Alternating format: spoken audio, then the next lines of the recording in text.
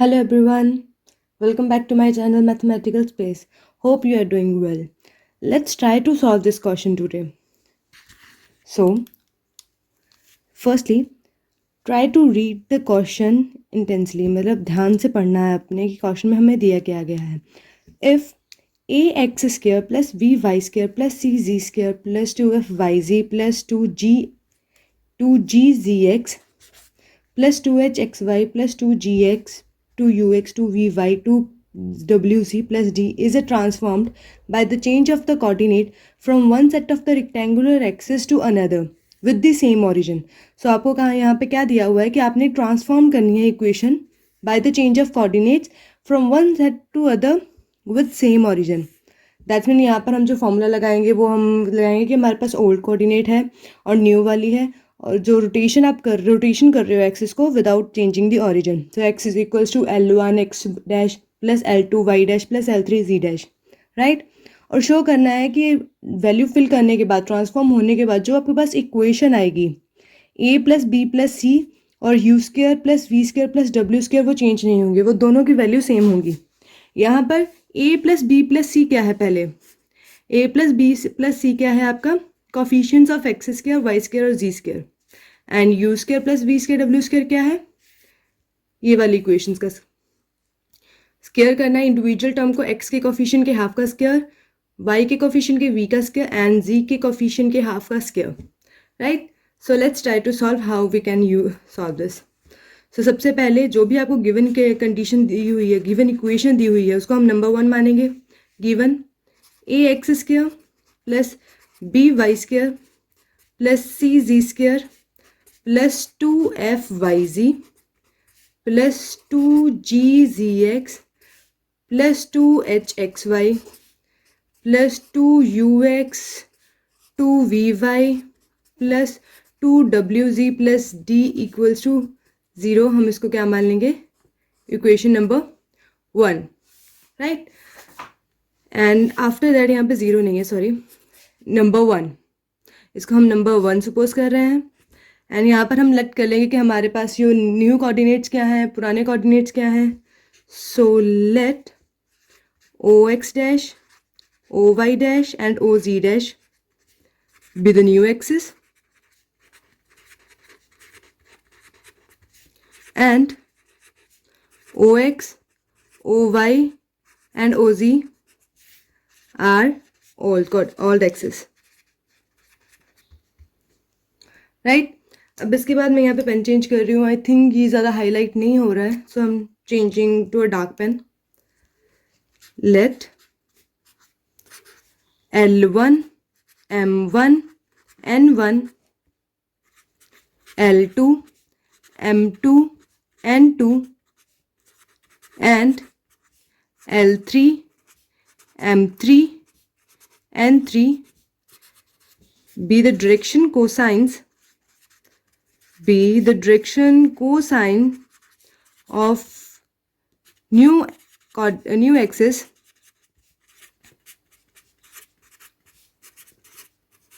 with respect to old ones, right. और P हम कोई भी, and P be the any point whose coordinate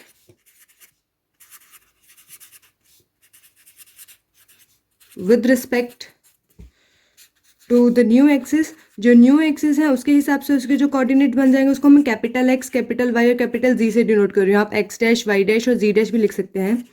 and with respect to the old one is, जो पुराने वाली axis है उन्हें मैं एक्स स्मॉल से यूज़ कर रही हूँ. मे बी इतना होप इतना क्लियर हो. And after that we know, then हमारी जो x की वैल्यू होगी ओल्ड कोऑर्डिनेट्स की टर्म में निकालनी है, क्योंकि हमने यहाँ पर ओल्ड कोऑर्डिनेट्स की वैल्यू फिल करनी है. सो ओल्ड कोऑर्डिनेट्स के अकॉर्डिंगली हमारे x की वैल्यू क्या होगी, L1x plus L2y plus L3z, right. और जो y की वैल्यू होगी वो क्या होगी, M1x plus M2y plus M3z. ये वैल्यूज़ कैसे हमने याद करनी है मैंने डिटेल्ड में आपको बताया हुआ है मेरी प्रीवियस वीडियोस में। सो अगर आपको कोई भी डाउट है आप चेक कर सकते हैं। n2y plus n3z, right. अब मैंने इन सभी की वैल्यू x y z की वैल्यू सब्स्टिट्यूट करनी है 1। Substitute x y and z in 1 we get, तो हमारे पास क्या वैल्यू आएगी,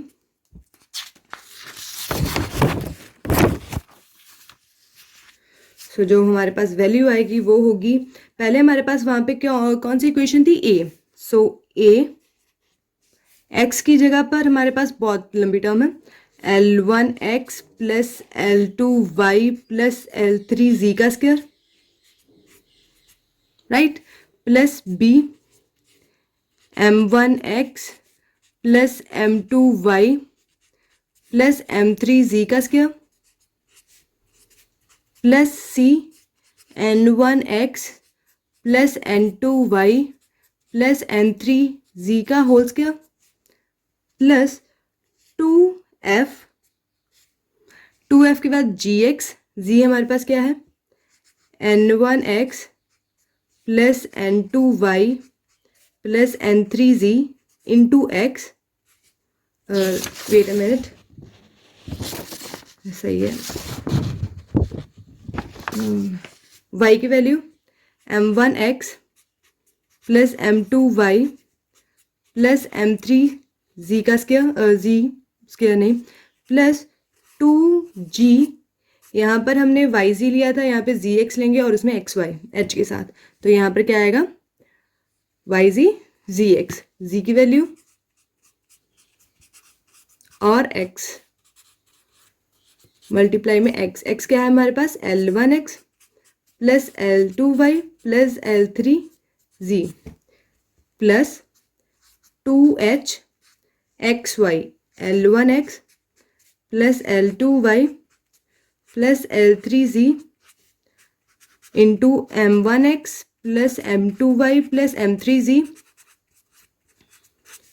प्लस 2u के साथ हमारी जो वैल्यू थी यहाँ पर 2ux 2vy 2wz plus t, 2ux, x की वैल्यू क्या है, L1x plus L2y plus L3z plus 2v, v के साथ क्या था y, M1x plus M2y plus M3z plus 2wy, sorry z, N1x plus N2y plus N3z plus d, इसको हम number 2 डाल लेंगे। एंड पहला पॉइंट क्या है कि हमने शो करना है a plus b plus c हमारा इनवेरिएंट है। So a plus b plus c वो किसके इक्वल होगा, sum of coefficients of x and y, coefficients of x square plus y square plus z square. अगर equation 1 के हिसाब से देख रहे हैं तो ऑफ इक्वेशन 1 के इक्वेशन के लिए, बट हमने शो करना है इक्वेशन 2 का भी जो होगा वो इनवेरिएंट होगा। नाउ इनवेरिएंट का मतलब है वो चेंज नहीं होगा, आंसर सेम आएगा। Sum of coefficients of x, capital x square capital y square and capital z square. अब इसके कोफिशिएंट्स देखेंगे तो वो हमारे पास क्या आ जाएंगे, कोफिशिएंट ऑफ x का स्क्वायर, इसको सॉल्व करना पड़ेगा आपको, फिर x की जो वैल्यू आ रही है उनमें से निकालोगे, फिर y की वैल्यू आएगी ऑफ 2 यहाँ पर। सो मैं उसके लिए पहले यहाँ पर कर रही हूँ एक्सपेंडिंग 2, फर्स्टली एक्सपैंड करेंगे हम इक्वेशन नंबर 2 को, तो वो हमारे पास क्या आ जाएगी, a L1 square x square plus L2 square y square. यहाँ पर मैं थोड़ा सा स्किप कर रही हूँ, वीडियो ज़्यादा लेंथी हो जाती है। सो मैं सिंपली यहाँ पर coefficient of x square Y square और z स्क्वायर डालेंगे, आप भी को भी ज़्यादा सॉल्व करने की ज़रूरत नहीं है। सिंपली देखो यहाँ पर x का स्क्वायर आ जाएगा तो उसकी वैल्यू क्या आ जाएगी, यहाँ पर x स्क्वायर आ जाएगा उसकी वैल्यू क्या आ जाएगी। सो x स्क्वायर का कोफिशिएंट लोगे तो आपके पास वैल्यू क्या आएगी, और राइट यहाँ पर भी वैल्यूज़ आ रही हैं। सो आप कंफ्यूज हो जाओगे अगर मैं इनडायरेक्टली कर दूँगी सॉल्व, तो एक्सपेंड ही कर लेते हैं। एक्सपेंडिंग 2, तो हमारे पास वैल्यू क्या आएगी, a L1 square x square plus L2 square y square plus L3 square Z square plus 2 time L1 and L2 XY plus 2 L1 L3 XZ plus 2 time L2 L3 YZ bracket close plus अब b वाली term को b, अब इसको solve करेंगे m1 square x square plus m2 square y square plus m3 square z square plus 2 times m1 m2 xy plus 2 times m1 m3 xz plus 2 times m2 m3 yz close. यहाँ पे हमारी holes के solve हो गया। अब similarly इसको करेंगे तो यहाँ पर मैं स्किप कर रही हूँ, आपको सिर्फ यहाँ पे मल्टीप्लाई करना है। मल्टीप्लाई करने के बाद जो भी टर्म आ रही है मैं यहाँ पर लिख रही हूँ so that the video doesn't get lengthy. मैं इसको पहले से लिख के आपको बता मैंने यहाँ पे इक्वेशन सॉल्व कर लिया। मैंने सिर्फ यहाँ पर होल्स के जैसे मैंने बी और ए के लिए किया था वैसे हमने सी टर्म्स के लिए कर लिया और आफ्टर दैट इन सभी को मल्टीप्लाई कर लिया। पर ये मैं तब इसलिए एक्सपेंड कर रही हूँ कि काफ़ी स्टूडेंट कंफ्यूज हो जाते हैं कि एक्स स्क्वायर का कोएफिशिएंट हमने कैसे सिंपली कैसे उठा लिया। बट अगर आपको यहाँ पर समझ आ रहा है कि मुझे इस इक्वेशन के लिए सिर्फ कोएफिशिएंट ऑफ एक्स स्क्वायर चाहिए था, सिंपली इन दोनों टर्म्स एक्स स्क्वायर वाली टर्म्स को उठाओ तो ज़्यादा बेनिफिट रहेगा, क्योंकि ऐसी लेंथी बन जाती है, हमें से ज़रूरत नहीं है। मैं आपको इक्वेशन नंबर 2 को अब सॉल्व आगे करते हैं कि कोएफिशिएंट को कंपेयर करते हैं। जो वैल्यू हमारे पास आएगी sum of coefficient of X square Y square and Z square is equal to, तो हमारे पास एक्स स्क्वायर के कोएफिशिएंट की वैल्यू क्या आ जाएगी यहाँ से AL1, क्योंकि एक्स स्क्वायर आ जाएगा, M1 भी यहाँ पे मैंने जब एक्सपेंड किया तो एक्स स्क्वायर के साथ क्या आ रहा है AL1 स्क्वायर, यहाँ पर BM1 स्क्वायर। ऐसे में सब्स्टिट्यूटिंग वैल्यू लिख रही हूँ AX स्क्वायर के कोएफिशिएंट का AL1 square right plus BM1 square plus CN1 square plus 2FN1 M1 and after that ये G। फिर उसके बाद हमारे पास एक H की वैल्यू आ रही है। U और V और W को मैंने एक्सपेंड नहीं किया क्योंकि उनमें से एक्स स्क्वायर की वैल्यू ही नहीं निकलेगी। यहाँ पे मैंने वैल्यू सब्स्टिट्यूट कर रही हूँ 2G N1 L1 plus 2H L1 and ML1। Similarly y square के कोएफिशिएंट की वैल्यू सब्स्टिट्यूट करेंगे, वो क्या आ जाएगी, यहीं से कंटिन्यू कर रही हूँ AL2 square plus BM2 square plus CN2 square plus y square 2F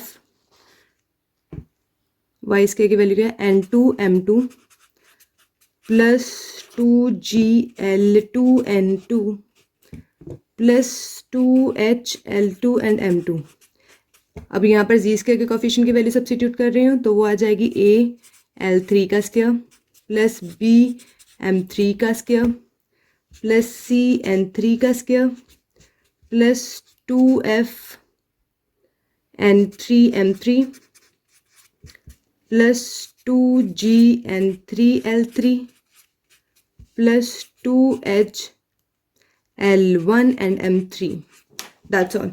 and now we can see, अगर यहाँ से ये वाली इक्वेशन में से A की वैल्यू मैं कॉमन निकाल लेती हूँ मेरे पास क्या आ जाएगा, this further implies A common निकाल लिया मैंने L1 स्क्वायर प्लस L2 है L2 का square plus L3 square right. मैं हाईलाइट कर देती हूँ दूसरे पेन से। इनमें से मैंने A की वैल्यू कॉमन निकाली, सिमिलरली इसमें से इन तीनों इक्वेशन में से मैं B कॉमन निकाल लूँगी और इनमें से C। मेरी वैल्यू क्या आ जाएगी V की M1 square plus M2 square plus M3 square plus CN1 square plus N2 square plus N3 का स्क्वायर। एंड जो आपके पास इक्वेशन बचेगी 2F, इनमें से मैं कॉमन निकाल लूँगी N1 M1 N2 M2 plus N3 M3 this one plus 2G times N1 and L1 L2N2 plus L3N3। ये सारे जब आप इक्वेशन लिखोगे तो आपके दिमाग में आएगा, अगर आपने डायरेक्शन कोसाइन पहले याद किए हैं या समझे हैं, ये सारे डायरेक्शन कोसाइन की प्रॉपर्टी के अकॉर्डिंगली हमारे पास फॉर्मूले आ रहे हैं, और उनकी अगर वैल्यू सब्स्टिट्यूट की जाए तो वो हमारे पास वैल्यू क्या आएगी, this is equals to 1, this also equals to 1, this also equals to 1, and these 1 equals to 0. So substituting the value of that, a1, b1, c1, and all others are 0. So what will are left with? A plus b plus c, which is sum of coefficient of x square, y square and z square of equation 2. So a plus b plus c आ रही है second equation की भी, जब आप x square, y square, z square के coefficient का सम कर रहे हो, और यही वैल्यू आ रही थी इक्वेशन नंबर 1 की जो हमें गिवन थी। तो इससे हमने ये क्या प्रूफ कर दिया, therefore a plus b plus c are invariant।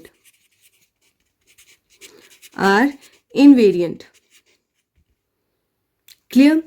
Similarly आप उसकी वैल्यू फाइंड कर सकते हो सेकंड आपके पास क्या था, जो इक्वेशन उन्होंने फाइंड करने के लिए कही थी कि u square plus we square plus W square वो भी रिमेन अनचेंज है।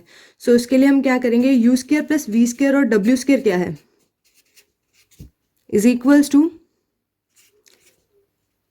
Half of sum of coefficient of, किसके कोफिशिएंट थे ये, एक्स स्क्वायर के, वाई एक्स वाई के, X Y and Z, the half of sum of the coefficient of X, coefficient का square करना है हमने, sum of square of coefficient, sorry यहाँ पे स्क्वायर ऑफ कोफिशिएंट आएगा, square of coefficients of x Y Z, right. So therefore equation number 2 के coefficient कैसे लिखेंगे, कोफिशिएंट ऑफ एक्स हाफ का square, right, plus coefficient of Y के half का square, plus coefficient of Z divided by 2 का square of 2। इसको हमने देखना है ऑफ इक्वेशन नंबर 2 की हमारा इसका आंसर क्या आ रहा है। अगर इसका आंसर भी u plus we square plus W square आ रहा है, दैट्स मीन हमने शो कर देना ये इनवेरिएंट है। So for that equation number 2 को आप सामने लिख लीजिए, रख लीजिए अपने, ताकि हम सॉल्व कर सकें। जो इक्वेशन नंबर 2 है, सो जो इक्वेशन नंबर हमारे पास 2 है यहाँ पर, उसमें 2u, इसके आपने इसका हाफ करना है, फिर स्क्वायर करना है इसका हाफ और square. So what will that come out to be, इसका आप हाफ करोगे तो आपके पास हाफ करोगे सिर्फ एल, आपको सिर्फ एक्स चाहिए ना, एक्स का कोफिशिएंट वाई वाले का और फिर जी वाले का। पहले एक्स के कोफिशिएंट का हाफ करोगे तो क्या आएगा आपके पास, UL1 plus VM1 plus WN1 का स्क्वायर। मैंने यहाँ पर क्या किया है, एक्स वाली टर्म के साथ क्या आ रहा था 2UL1, एक्स यहाँ पर 2VM1 एंड 2WN1, मैंने इनका हाफ कर दिया, तो इनमें से 2 है वो कैंसिल आउट हो जाएगा, तो मेरे पास जो टर्म बचेगी UL1 VM1 एंड WN1 का whole square, plus similarly y वाली टर्म करोगे तो आपके पास क्या आएगा, UL2 plus VM2 plus WN2 का square, plus L3U plus M3V plus N3W का स्क्वायर, राइट। अब इसकी वैल्यू हम सॉल्व करेंगे तो हमारे पास U square L1 square V square M1 square, यहाँ पर मैं कौन सा फॉर्मूला यूज कर रही हूँ, होल स्क्वायर का, A square plus B square plus C square plus 2 time AB plus 2 time BC plus 2 time CA, right. Similarly इनमें भी फॉर्मूला लगाओ, U स्क्वायर L2 स्क्वायर। मुझे यहाँ पर जब मैं इक्वेशन को सॉल्व करके लिख रही हूँ, मुझे सिमिलर जैसे मैंने पहले पार्ट में किया कि उसमें से ABC को कॉमन निकालोगे तो आपके पास L1 square L2 square M1 square M2 square and M3 square, ऐसी इक्वेशन फिर से बन रही है। सो आपको पता चल जाएगा यहीं से कि आपने आगे कौन सा फॉर्मूला यूज़ करना है। जब आप इक्वेशन को लिखते हो तो आपको क्लियर हो जाता है कि आपने आगे कौन सा फॉर्मूला यूज़ करना है, या आप किस हिसाब से उसको सॉल्व करोगे। थर्ड वन L3 का स्क्वायर U स्क्वायर, देखा वही इक्वेशन आ रही है। हम सिमिलर फिर से डायरेक्शन को साइंस की प्रॉपर्टीज यूज करेंगे इनमें से कॉमन निकाल के।